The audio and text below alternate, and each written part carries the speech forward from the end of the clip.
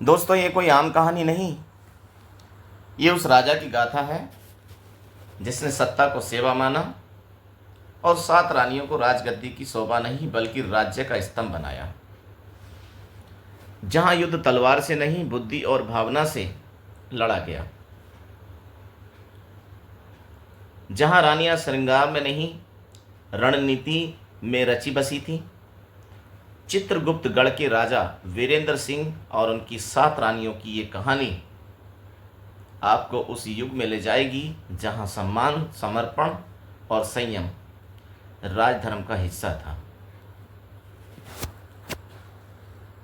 देखिए पूरी अनसुनी, अनकही और ऐतिहासिक गाथा सिर्फ और सिर्फ ब्लूम टीवी 2 पर, क्योंकि ये कहानी सिर्फ सुनी नहीं महसूस की जाती है। दोस्तों, अगर आप चैनल पर पहली बार आए हैं तो प्लीज़ सब्सक्राइब जरूर करें।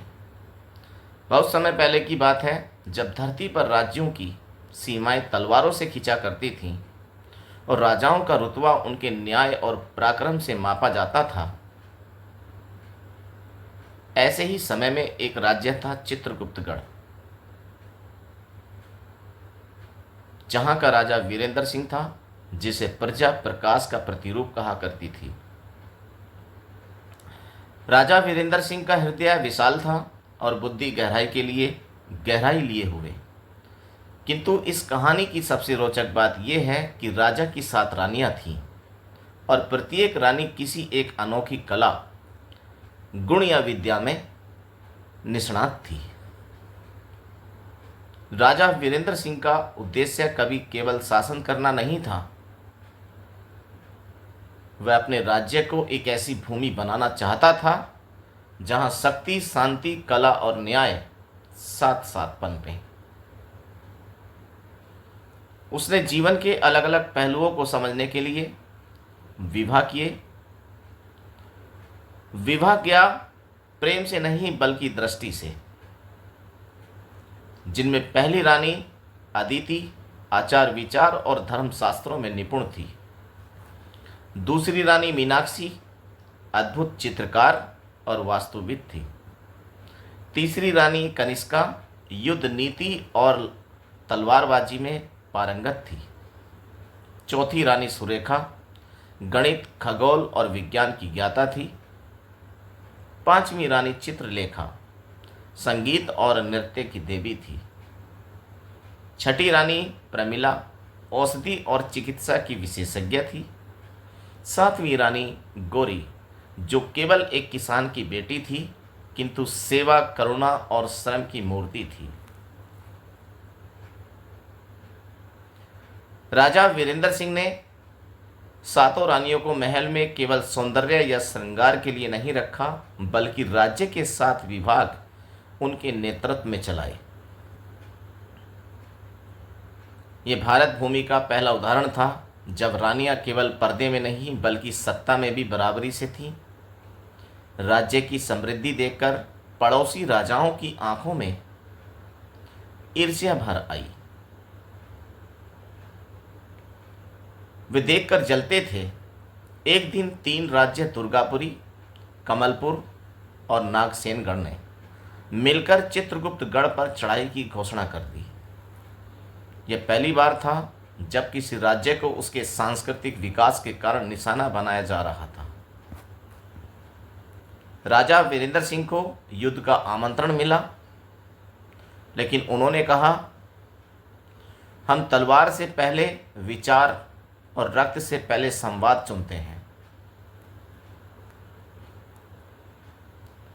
लेकिन दुश्मन राजा, विशेषतः नागसेनगढ़ का राजा हरिदेव, क्रूर और चालाक था। उसने न केवल सैन्य हमला शुरू किया बल्कि महल में गुप्तचरों को भी भेजा ताकि रानियों के बीच दरार पैदा कर सके। गुप्तचरों ने अफवाहें उड़ाई कि राजा केवल रानी गौरी को भाव देता है और बाकी रानियां केवल सजावट भर के लिए हैं। ये बात सुनकर रानी कनिष्का और रानी मीनाक्षी के मन में हल्का संशय भर गया। राजा को जैसे ही भनक लगी, उन्होंने सातों रानियों को एक गुप्त सभा में बुलाया और कहा, सुनिए, यह युद्ध हमारी तलवारों से नहीं जीता जा सकेगा। जब तक हमारे हृदय एक ना हो। और फिर उन्होंने एक प्रश्न किया, यदि मैं कल युद्ध भूमि में न लौट सकूं तो क्या तुम सातों मेरे राज्य की रक्षा करोगी?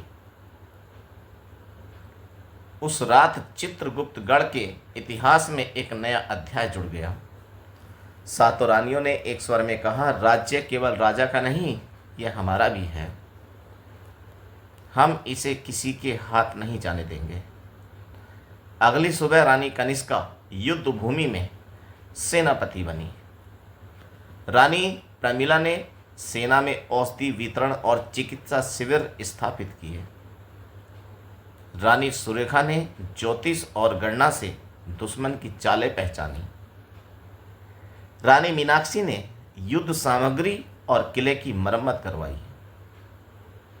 रानी चित्रलेखा ने युद्ध से पहले और बाद में सैनिकों को मनोबल बढ़ाने के लिए संगीत प्रस्तुत किया। और रानी अदिति ने धर्म गुरुओं से राज्य में शांति और आशीर्वाद की व्यवस्था की। और रानी गौरी वह गांव-गांव जाकर जनता को एकजुट कर रही थी। इतिहास में पहली बार हुआ कि सातों रानियां एक युद्ध को न केवल लड़ रही थी बल्कि जीवन, भावना और विज्ञान से जीत रही थी। तीनों दुश्मन राज्यों ने चित्रगुप्तगढ़ पर हमला किया, लेकिन उन्हें न केवल एक शक्तिशाली सेना बल्कि एक संगठित संस्कृति का सामना करना पड़ा। अंततः युद्ध की तीसरी रात दुश्मन सेनाओं को पीछे हटना पड़ा। राजा वीरेंद्र सिंह की आंखों में गर्व और प्रेम के आंसू थे। एक सप्ताह बाद राजा ने दरबार में घोषणा की, आज से चित्रगुप्तगढ़ की शासन प्रणाली में सातों रानियां बराबरी से सम्मिलित रहेंगी। यह राज्य पुरुष का नहीं, सम्मान का साम्राज्य कहलाएगा। उस दिन से चित्रगुप्तगढ़ को नया नाम मिला, सप्त संगम, जहां सत्ता, विद्या, शक्ति, सेवा, प्रेम, धर्म, संगीत और विज्ञान सबका संगम हो। राजा वीरेंद्र सिंह ने अपनी शेष जिंदगी जन संवाद, कृषि सुधार और शिक्षा में लगा दी। उन्होंने कभी सिंहासन को अपने अहंकार की कुर्सी नहीं बनाया, बल्कि उसे एक सेवा का माध्यम माना। रानियों की बातें इतिहास में लिपिबद्ध की गईं, किंतु बहुत से कागज काल की धूल में गुम हो गए। पर आज भी उस क्षेत्र की वृद्ध महिलाएं बच्चों को जब कहानी सुनाती हैं तो कहती हैं, राजा वीरेंद्र सिंह तो राजा थे, लेकिन उनकी सात रानियां वे सप्त शक्ति थीं। सीख, शक्ति अकेली नहीं चलती। वह जब सहयोग, सेवा, विद्या और प्रेम के साथ जुड़ती है तब वह अमरता का रूप लेती है। दोस्तों, कहानी कैसी लगी प्लीज़ कमेंट में ज़रूर बताएं।